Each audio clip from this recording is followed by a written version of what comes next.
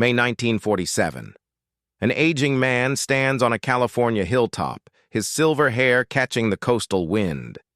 His steps are unsteady, but his eyes, those sharp, commanding eyes, linger on the great stone towers rising before him like a cathedral in the clouds.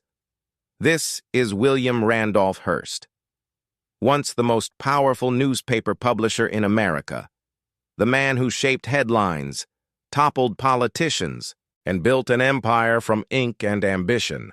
For 28 years, he poured his fortune into this place, his personal kingdom, his obsession, his unfinished masterpiece. As the car doors close and his convoy begins its descent down the winding mountain road, Hearst looks back one final time at the castle he named La Cuesta Encantada, the Enchanted Hill. He would never return. This is the story of how a boy's dream became a billion-dollar obsession, how love and art collided with power and ruin, and how one man's castle became America's most spectacular monument to impossible ambition. But before we climb that hill, if you love stories about ambition, architecture, and the golden age of America, hit that subscribe button and turn on notifications. This is a journey you won't want to miss. Now, let's go back to where it all began. Chapter 1. The Boy Who Saw Castles. To understand the man who built a fortress in the clouds, we must start with the boy who dreamed of one. William Randolph Hearst was born on April 29, 1863 in San Francisco, just as the Wild West was transforming into a land of fortunes. His father, George Hearst, wasn't born rich. He was a miner, a gambler, a man who chased gold through dust and danger. While most prospectors found only disappointment, George discovered mountains of silver and gold hidden deep in Nevada and South Dakota. By the time young William could walk, his father was one of the richest men in America. But it was his mother who shaped his soul. Phoebe Apperson Hearst was cultured, refined, and deeply curious about the world. She dreamed not of mines and money, but of art, music, and education. She wanted her only son to see more than wealth. She wanted him to see beauty. So when William was 10 years old, Phoebe took him on an extraordinary journey, an 18-month tour across Europe. They visited the great capitals, London, Paris, Rome, and walked through the glittering halls of art and power. They explored medieval castles that seemed to scrape the clouds, palaces filled with chandeliers and marble staircases, gardens that stretched farther than the eye could see. And somewhere in those long, echoing halls, young William Hearst fell in love with grandeur. He stared up at the vaulted ceilings of Versailles. He touched the cool marble walls of Florence. He watched lords and ladies move through their estates as if they ruled the world. When he returned home to California, the memory of those castles stayed with him like a secret promise. One day, I'll build something like this. Even as a boy, William was fascinated by collecting art, stamps, coins, books. He accumulated anything that felt valuable or beautiful. While other children traded marbles, he traded ancient coins. His mother encouraged it, believing that beauty was part of education, that to understand civilization, one must surround oneself with it. By the time William left for Harvard University, his room was crowded with artifacts, paintings, prints, and souvenirs from Europe. He wasn't an exceptional student. He preferred energy and creativity to rules. At Harvard, he became known for bold humor and mischief. Legend says he once sent chamber pots engraved with his professors' names as gifts. The stunt got him expelled. But it also revealed who William Randolph Hearst truly was. A man who loved spectacle, attention, and risk. When William returned home, his father had acquired a failing newspaper, the San Francisco Examiner. George didn't care much for journalism. He'd won the paper in a gambling deal and thought it worthless. But William saw something else. He saw power. He begged his father to let him take over the Examiner. Finally, George agreed. "Go ahead," he said. "Try not to lose too much money." William transformed the small paper into a sensation. He filled its pages with scandals, crime, gossip, and human drama. He understood what people wanted: emotion. He printed stories that made readers feel anger, fear, curiosity, excitement. Headlines screamed from every street corner. The Examiner's sales exploded. By the time George Hearst died in 1891, his son had become a publishing prodigy. He inherited not just his father's fortune, but his hunger for more. Yet what William really wanted wasn't money. It was influence, and eventually, immortality. In 1895, Hearst bought the New York Journal and set out to conquer the biggest media market in the world. His rival was another publishing giant, Joseph Pulitzer, owner of the New York World. The two men went to war, not with guns, but with ink and headlines. Their newspapers battled daily for readers, each issue louder, flashier, more shocking than the last. It was this rivalry that created what critics later called yellow journalism, news that exaggerated, sensationalized, and sometimes invented facts just to grab attention. During the Spanish-American War of 1898, Hearst's papers published stories so dramatic they helped stir public emotion toward conflict. "You furnish the pictures," he was rumored to have said, "and I'll furnish the war." Whether he actually said it or not, the idea defined him. Hearst didn't just report events, he shaped them. By 1900, he owned papers from coast to coast.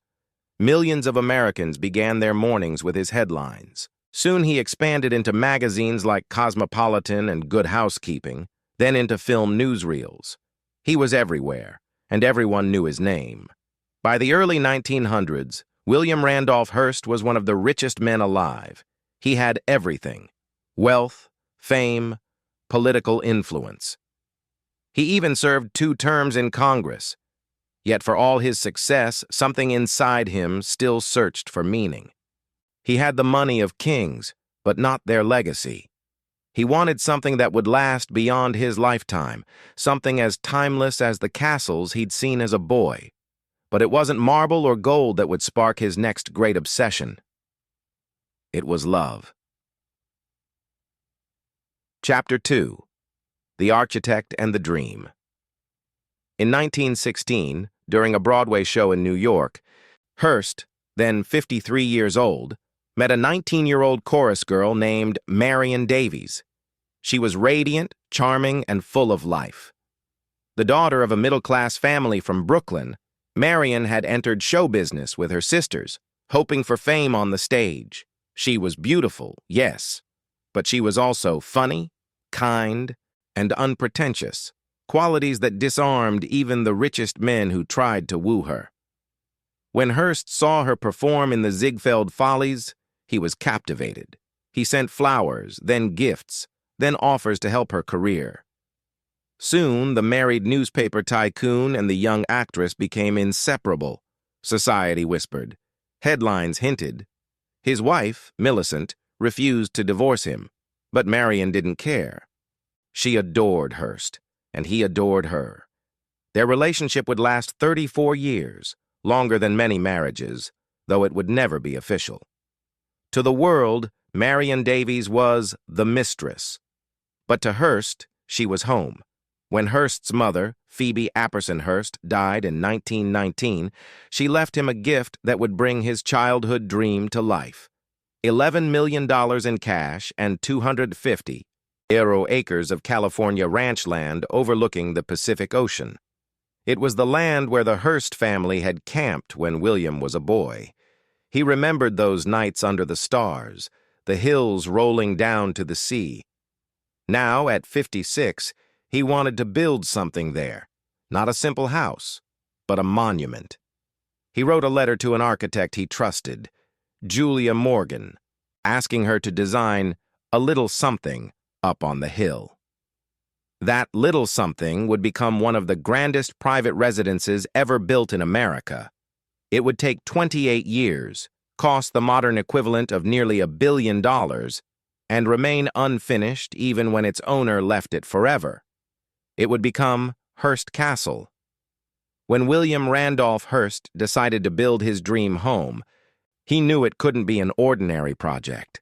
He needed someone who could turn fantasy into stone, someone patient enough to handle his ever-changing ideas and strong enough to manage his massive ambition. That person was Julia Morgan, a woman who built the impossible. In the early 1900s, architecture was almost entirely dominated by men. But Julia Morgan, born in 1872 in San Francisco, didn't care about what women were supposed to do. She was quiet, even shy. But her mind was sharp, her drawings precise, and her willpower unshakable. From a young age, Julia loved buildings. While other girls played with dolls, she studied how roofs met walls and how sunlight hit windows. She studied civil engineering at UC Berkeley, a bold move for a woman at the time.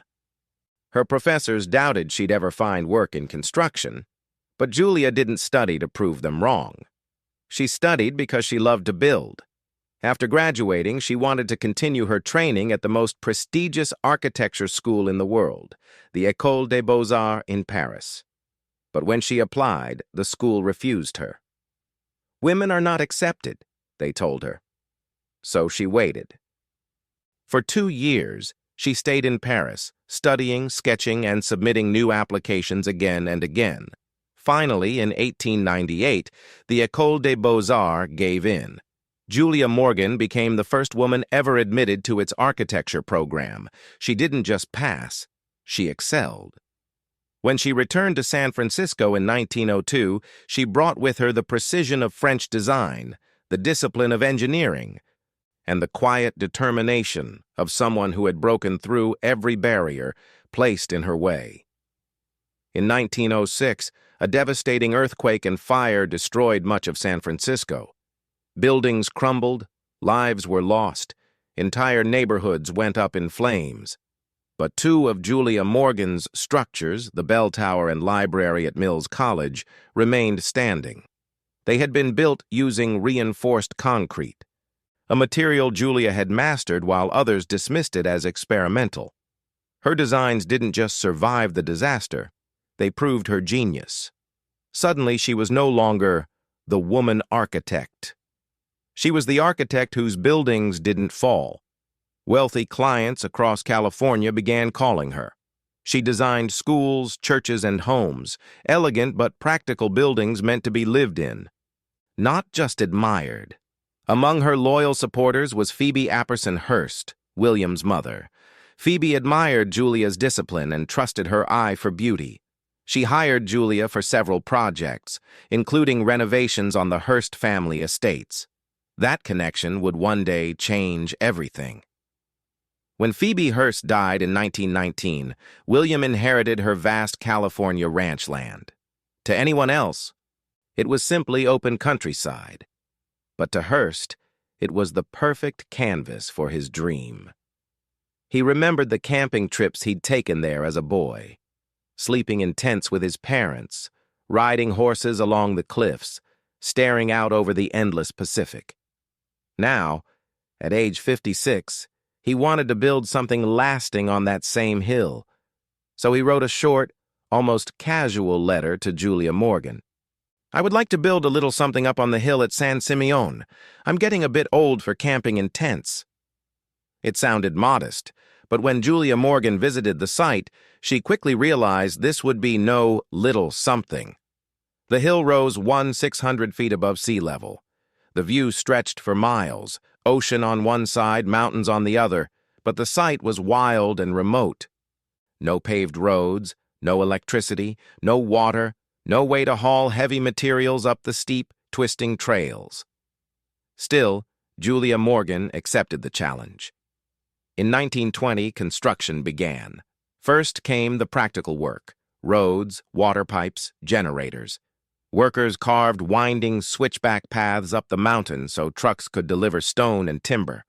Water was piped in from mountain springs miles away. Diesel generators provided power until real electrical lines could be installed. While Morgan handled the engineering, Hearst handled the imagination. He wanted towers like the cathedrals of Spain, gardens like those of Italy, courtyards glowing with Mediterranean light. He changed his mind constantly. "Make the main house larger," he'd say.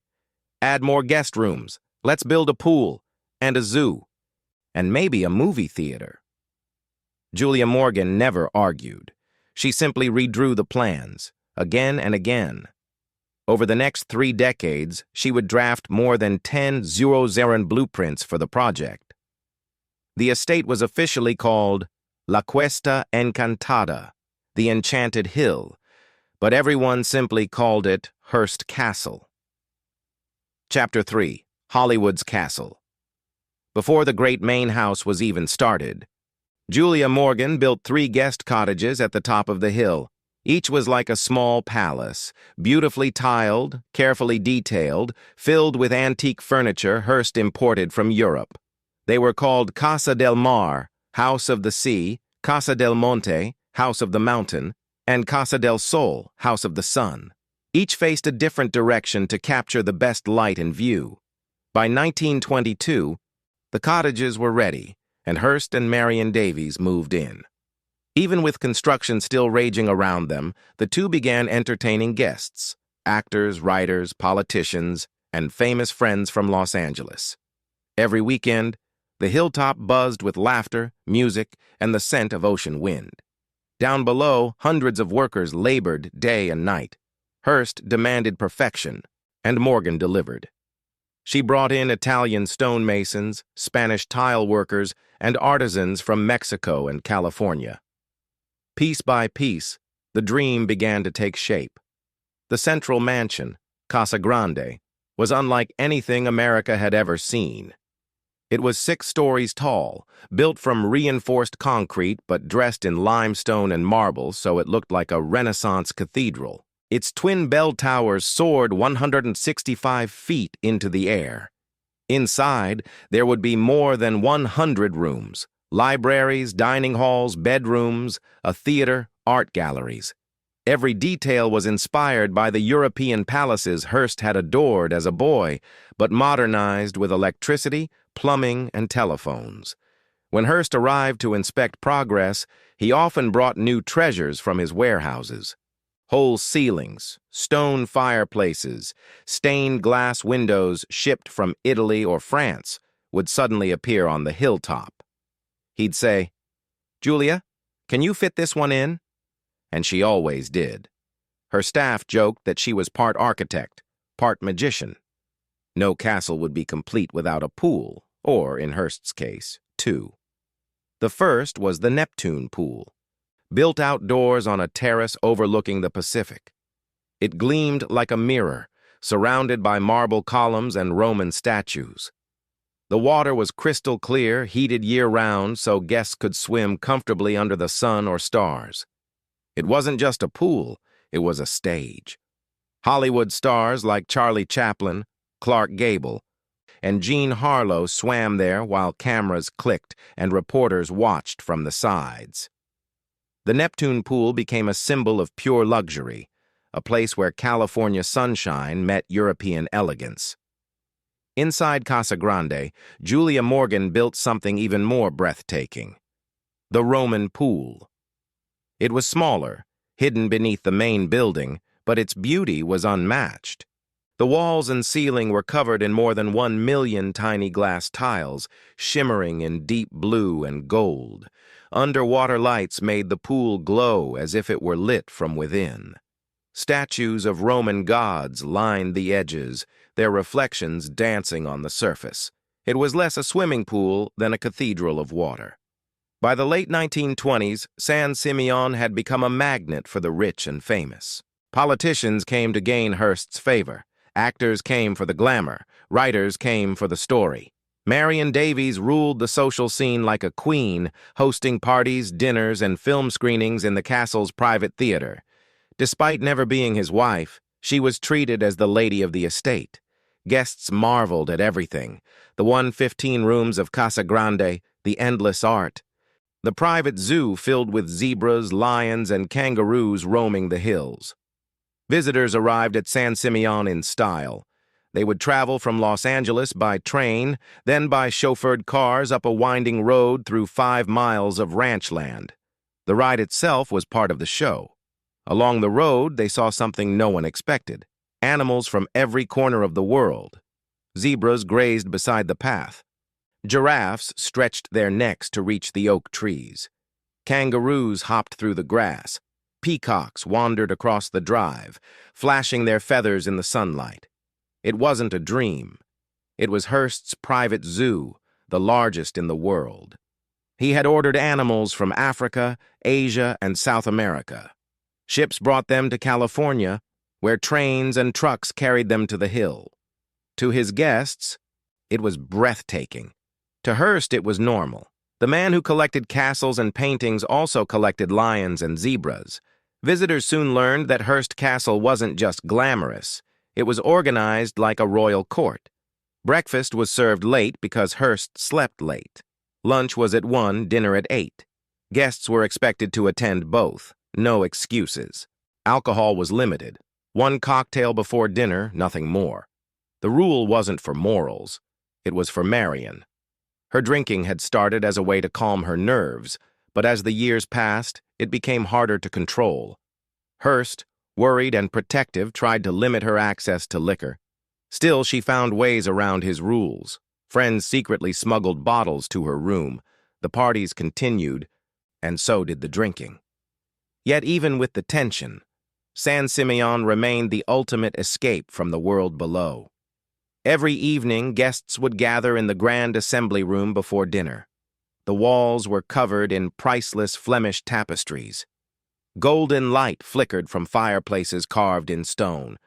When the double doors opened to the dining hall, guests gasped. The refectory, modeled after a medieval monastery, was 90 feet long with a 40-seat dining table running down the center. Banners from Renaissance Italy hung from the ceiling. The walls were lined with carved wooden choir stalls once used by monks, now seating movie stars eating hamburgers. That's right, hamburgers. Hearst, despite his wealth, preferred simple American food: fried chicken, steak, hot dogs. It became a running joke among guests. You dined like royalty, but you ate like you were at a roadside diner. After dinner, guests followed Marion into the castle's private theater. The room seated 50 people with plush red chairs and a massive silver screen. Because Hearst owned film companies and had connections across Hollywood, he often screened movies weeks before they were released to the public. Sometimes the film starred Marion Davies herself. She would sit quietly among her guests, blushing as her face appeared on the screen. Outside the theater, the night air was cool and sweet. Stars hung over the Pacific. The Neptune pool shimmered below, glowing from underwater lights.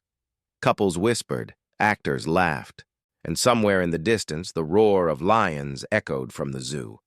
It was paradise, a golden age caught between dream and reality.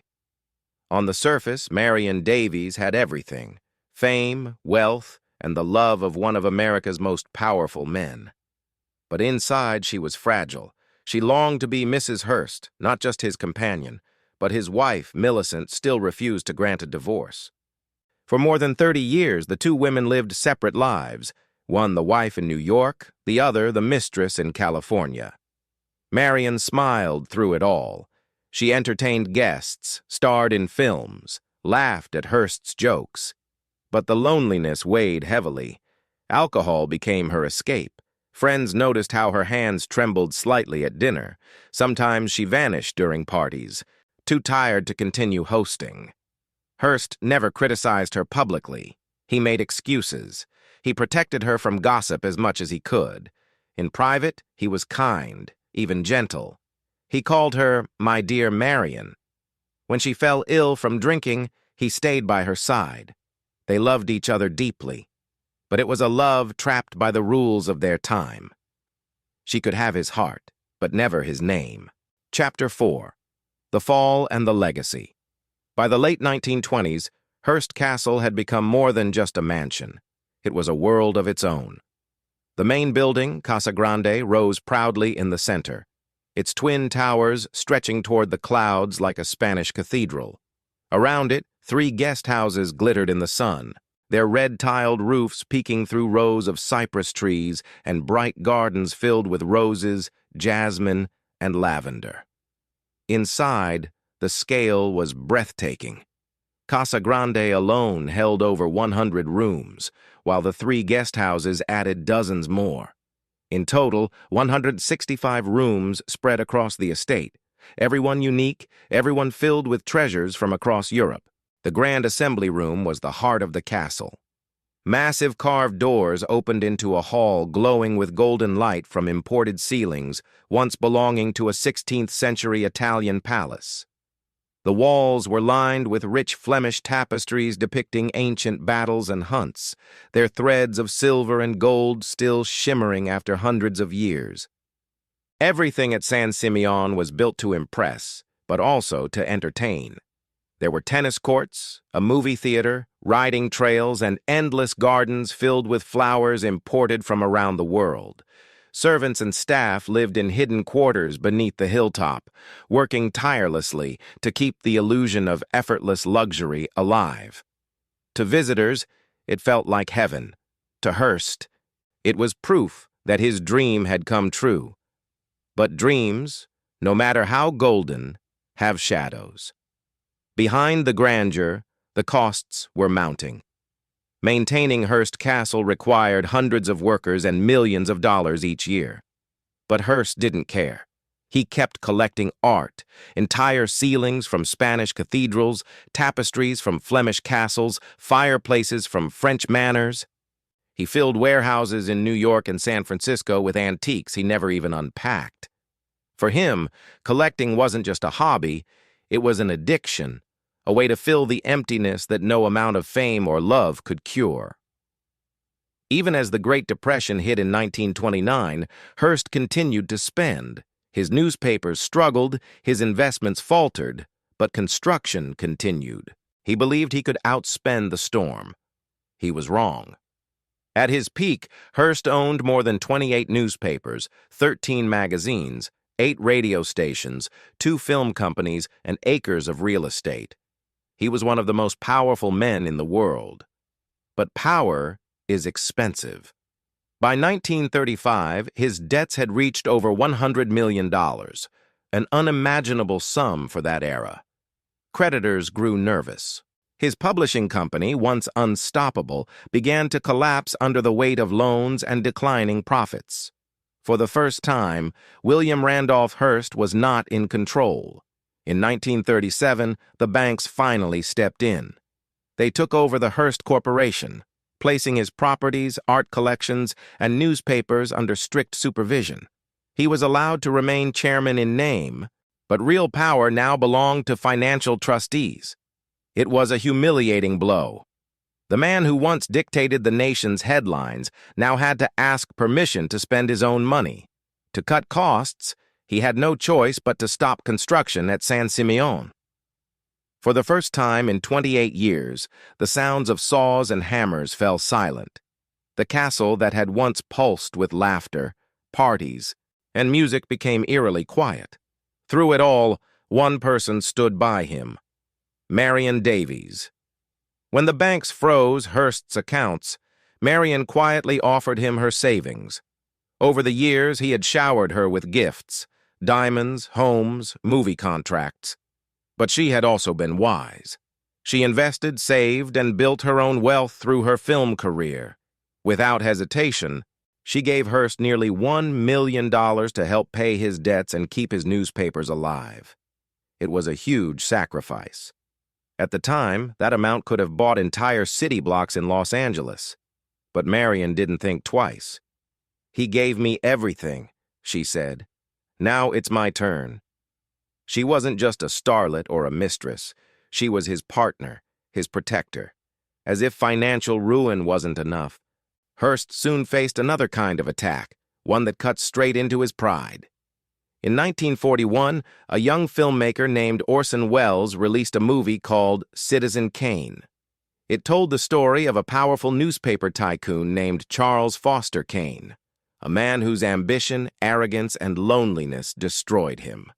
The film's story was fictional, but everyone in America knew who it was really about. It was about William Randolph Hearst. Kane's grand mansion, Xanadu, was a thinly disguised version of Hearst Castle. The love story between Kane and a young singer mirrored Hearst's relationship with Marion Davies. Wells had taken inspiration directly from Hearst's life and turned it into a tragedy. When Hearst found out about the film, he was furious. He used every bit of his influence to stop it. He banned advertisements for the movie in all his newspapers. He ordered editors to attack Orson Welles, labeling him a communist.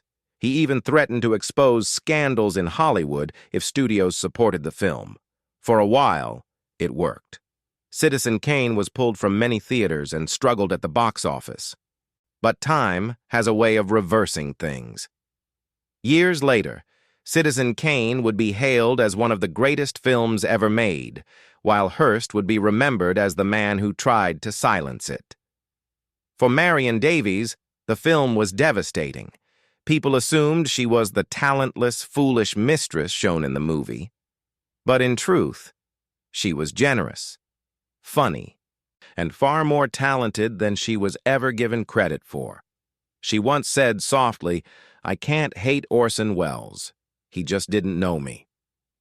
In the summer of 1947, after years of fading health and heart trouble, William Randolph Hearst finally surrendered to time. He was 88 years old, and for the first time in his long, restless life, the man who once commanded empires of ink and marble could no longer fight the inevitable. The news of his death spread across the country within hours, printed ironically in the same newspapers he had once ruled with iron precision. Some editorials called him a visionary who had shaped modern journalism. Others called him a tyrant. But even his harshest critics admitted one thing. William Randolph Hearst had changed the very nature of news itself. At San Simeon, caretakers lowered the flags to half-mast. Workers paused their tasks, standing silently as the Pacific wind moved through the cypress trees. The castle seemed to fall under a hush, as though even the stones were paying tribute to the man who had dreamed them into being. Marion Davies was devastated. The man who had been her world for more than 3 decades was gone.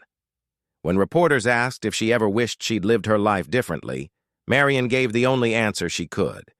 Her voice trembled, but her words were clear. "I'd do it all again, every bit of it." She never remarried. For the rest of her life, she carried his memory quietly, like a secret she didn't need to explain. After William Randolph Hearst's death, the castle remained in the Hearst family, silent, magnificent, and strangely untouched. But no one ever truly lived there again. It was too large, too grand, and too deeply tied to the man who had dreamed it into existence. Finally, in 1958, the Hearst family donated Hearst Castle, along with its art, furnishings, and surrounding land, to the state of California. What had once been a private dream became a public treasure. Today, the castle is preserved as a museum, open to millions of visitors each year. Tourists from around the world climb the same winding road through the ranch land that guests once took in limousines. They step out onto the terraces, marvel at the Roman columns, and gaze at the glittering Neptune pool.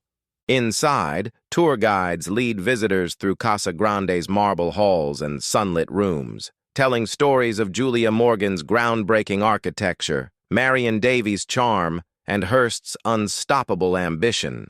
But beyond the beauty and the glamour, there's something else you feel when you walk those halls, a quiet, almost haunting sense of longing. The estate may be perfect in every detail, yet it carries an unmistakable sadness, as if its walls still miss the man who gave them purpose. Today, Julia Morgan is finally recognized for her genius. She was the first woman to receive the American Institute of Architects Gold Medal, the profession's highest honor. Her vision made Hearst Castle possible. Her engineering made it survive earthquakes and decades of time. Her patience turned Hearst's imagination into reality. When asked later about William Randolph Hearst, she said simply, "He was a man who dreamed big." My job was to make his dream last. And it has. Nearly a century later, Hearst Castle still stands tall above the Pacific, a shimmering monument to power, art, and the human hunger for something eternal. Standing at the edge of the terrace today, visitors can see the same view Hearst once admired: rolling hills fading into blue sea, waves breaking softly on the cliffs below. It's easy to imagine him there, the boy who wanted a castle, the man who built an empire, and the dreamer who lost it all. In the end, William Randolph Hearst achieved what he wanted most: to be remembered. His newspapers may have faded, his fortune may have dwindled, but the castle remains, solid, magnificent, timeless. It whispers his story through marble halls and tiled pools. Power fades, wealth disappears, but dreams can last forever. The end.